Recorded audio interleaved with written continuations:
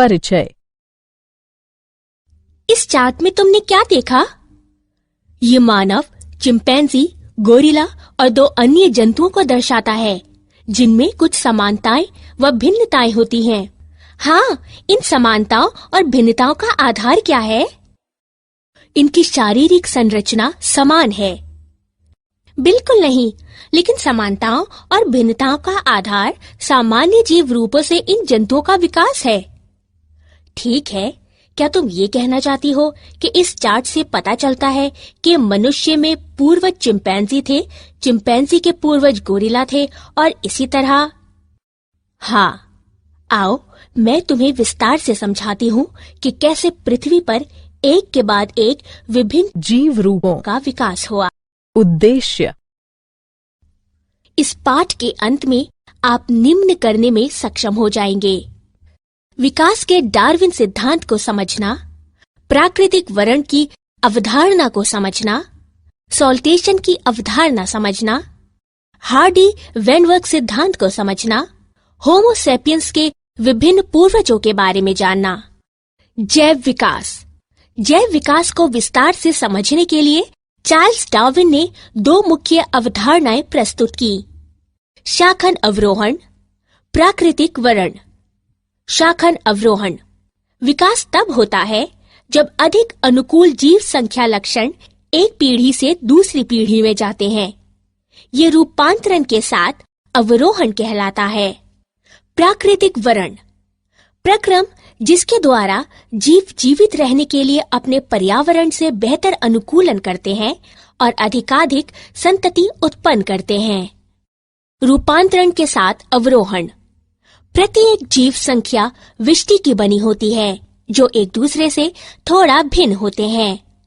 विविधताएं जो व्यष्टियों को सफलतापूर्वक जनन करने के लिए पर्याप्त समय तक जीवित रहने की क्षमता प्रदान करती हैं, प्रायः अगली पीढ़ी में पहुंचती हैं। तत्पश्चात ये लक्षण बहुत सामान्य हो जाते हैं और जीव संख्या में विकसित होते हैं। ये रूपांतरण के साथ अवरोहण कहलाता है। रूपांतरण के साथ अवरोहण द्वारा विकास में 2 अलग अलग तत्व शामिल हैं: रूपांतरण अर्थात किसी वंश में परिवर्तन, शाखन अर्थात समान पूर्वजों वाली विभिन्न प्रजातियां। प्राकृतिक वर्ण।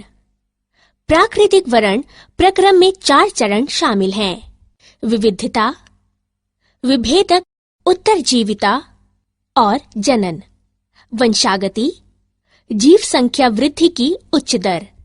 प्राकृतिक वर्ण प्रक्रम निम्न तथ्यों पर आधारित है: प्राकृतिक संसाधन सीमित होते हैं, जीव संख्या के आकार स्थिर होते हैं, जीव संख्या के सदस्य विशिष्टताओं में भिन्न होते हैं, अधिकतर विविधताएं वंशागत होती हैं। इस प्रकार व्यष्टियों में वंशागत विविधताएं होती हैं, जो संसाधनों के लिए प्रतिस्पर्धा में उन्हें अच्छी तरह से जीवित रहने, जनन करने और दूसरों से अधिक संतति उत्पन्न करने में सक्षम बनाती हैं। इसलिए एक समयावधि के दौरान जीव संख्या की विशिष्टता में परिवर्तन हो जाता है और नए स्वरूप प्रकट होते हैं। प्राकृतिक वर्ण के उदाहरण: प्रतिजैविक प्रतिरोधी H. पाइलोरी में उत्परिवर्तन होता है, जिसके परिणाम स्वरूप एंजाइम उत्पन्न करने की जानकारी नहीं मिलती है। ये एंजाइम सामान्यतः एक प्रतिजैविक को एक विष में बदल देता है, जिसके कारण मृत्यु हो जाती है। लेकिन जब प्रतिजैविकों को उत्परिवर्ती H. पाइलोरी पर प्रयुक्त किया जाता है, तो ये जीवाणु जीवित रह सकते हैं, जबकि सामान्य जीवाणु मर जाते हैं। इसलिए प्राकृतिक वर्ण द्वारा जो जानकारी खो देता है, जीवित रहता है और अपने लक्षणों को अपनी संतति में पहुंचाता है। विकास की क्रियाविधि।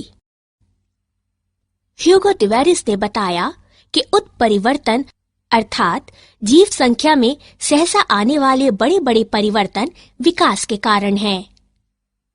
ये उत्परिवर्तन यादृच्छिक और दिशाहीन होते हैं।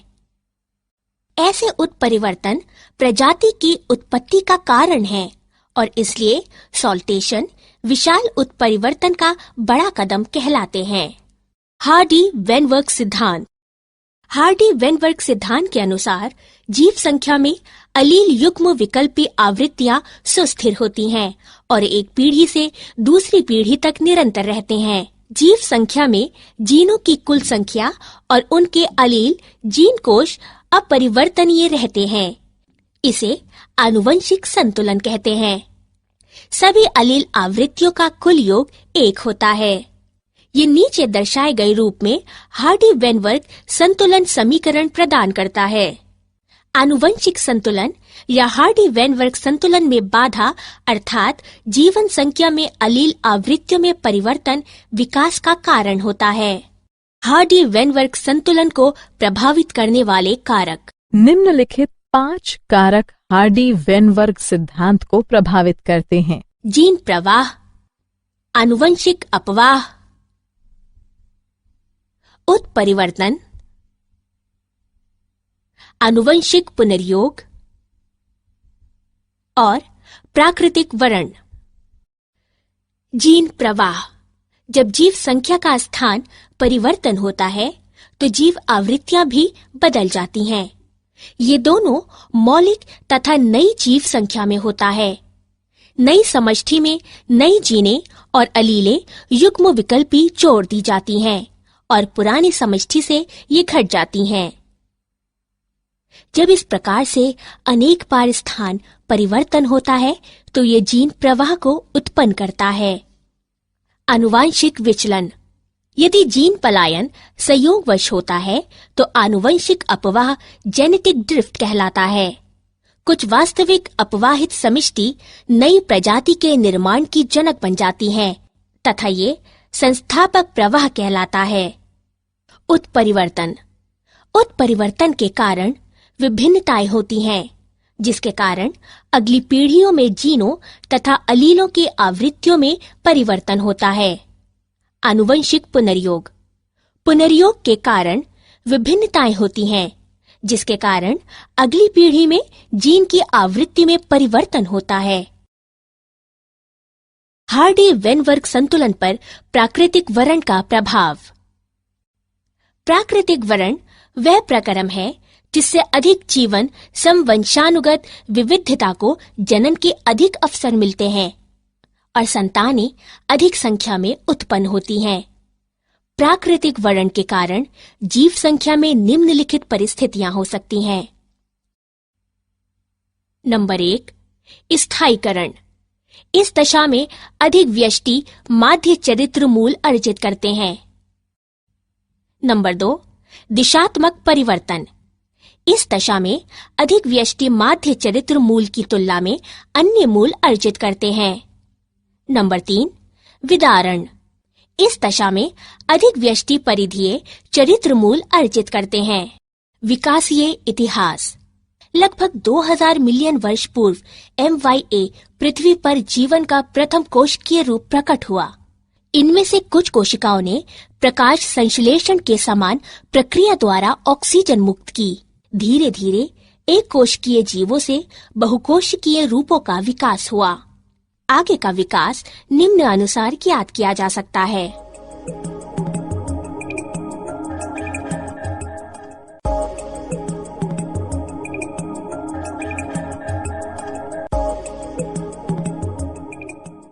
स्तनधारियों का विकास। पहले स्तनधारी प्राणी श्रू जैसी स्तनधारी थे। जब सरीसृपों की कमी हुई तब स्तनधारी प्राणियों ने स्थल पर कब्जा कर लिया। कुछ स्तनधारी प्राणी पूरी तरह से जल में रहते थे, जैसे व्हेल, डॉल्फिन, समुद्री गाय आदि। स्तनधारी जरायुज होते थे और अपने अजन्मे शिशु को मां के शरीर के भीतर सुरक्षित रखते थे। स्तनधारी प्राणी खतरों के प्रति सतर्क रहने एवं बचाव करने में अन्य प्राणियों की तुलना में अधिक बुद्धिमान होते थे। मानव का विकास। पूर्ण भाषा कौशल और आत्मचेतना के साथ मनुष्य निम्नलिखित चरणों में विकसित हुआ है। ड्रायोपिथिक्स। ये वानर गण है। इनका उद्भव लगभग 15 मिलियन वर्ष पूर्व हुआ था। कपि सदृश। रामापिथिक्स। ये वानर गण है। इनका उद्भव लगभग 15 मिलियन वर्ष पूर्व हुआ था। मानव सदृश सीधे खड़े होकर चलते थे तथा ऊंचाई में लगभग 4 फुट तक थे। ऑस्ट्रालोपिथेसिन आदि मानव लगभग 2 मिलियन वर्ष पूर्व अफ्रीका के घास स्थलों में पाए गए थे। पहला मानव सदृश प्राणी होमो हैबिलिस कहलाया गया था। मस्तिष्क यानी दिमागी क्षमता 650 से 800 सीसी के बीच थी। होमो इरेक्टस लगभग 1.5 मिलियन वर्ष पूर्व पाए गए थे। मस्तिष्क बड़ा तथा मस्तिष्क यानी दिमागी क्षमता 900 सीसी थी। ये मांस खाते थे। नियंडरटाल मानव ये 1400 सीसी के मस्तिष्क वाले प्राणी थे, जो कि 1 लाख से 40,000 वर्ष पूर्व लगभग पूर्वी एवं मध्य एशियाई देशों में रहते थे। होमो सेपियंस इनका उद्भव लगभग 75,000 से 10,000 वर्ष पूर्व अफ्रीका में हुआ था। ये आधुनिक मानव कहलाए थे।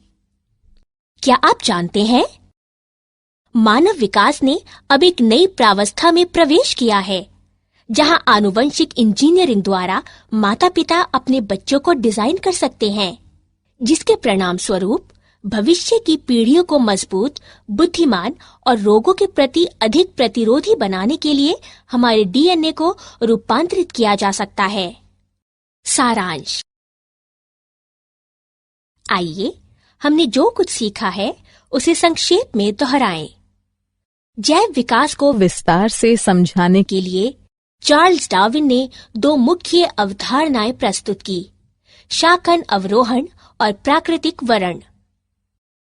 ह्यूगो डिवेरिस ने बताया कि उत्परिवर्तन अर्थात जीव संख्या में सहसा आने वाले बड़े बड़े परिवर्तन विकास के कारण हैं। हार्डी वेनवर्ग सिद्धांत के अनुसार जीव संख्या में अलील युग्म विकल्पी आवृत्तियां सुस्थिर होती हैं और एक पीढ़ी से दूसरी पीढ़ी तक निरंतर रहते हैं। लगभग 2000 मिलियन वर्ष पूर्व MYA पृथ्वी पर जीवन का प्रथम कोशिकीय रूप प्रकट हुआ। पहले स्तनधारी प्राणी श्रू जैसे स्तनधारी थे।